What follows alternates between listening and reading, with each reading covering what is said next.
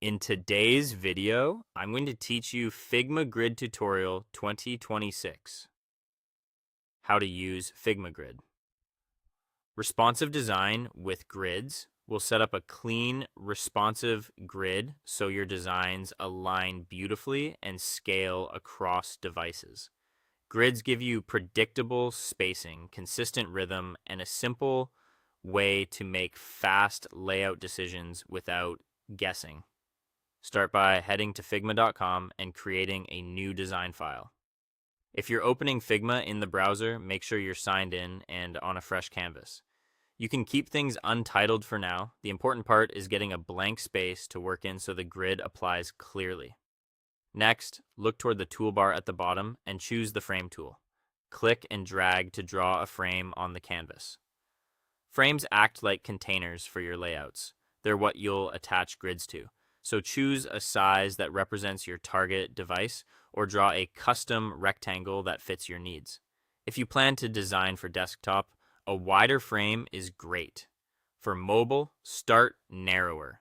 The frame defines where your grid lives. With the frame selected, turn your attention to the right sidebar.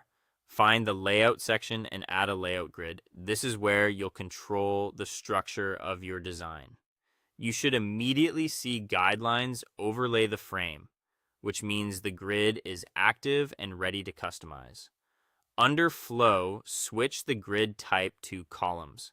A column grid divides your frame vertically and sets the pacing for margins and gutters. Columns guide how wide your content blocks can be, how they stack, and how they respond at different breakpoints.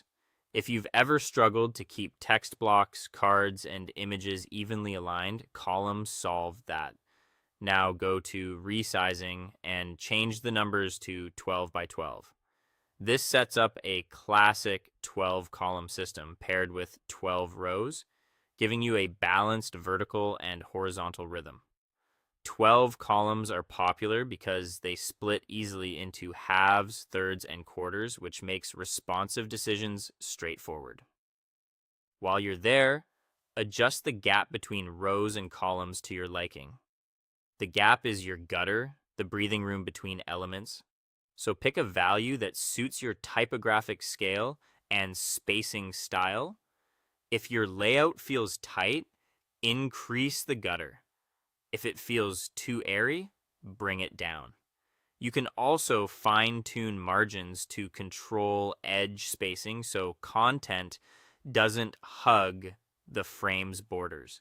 And that's your grid ready to work. Snap elements to these lines, keep spacing consistent, and your design will look intentional, balanced, and responsive. Congratulations.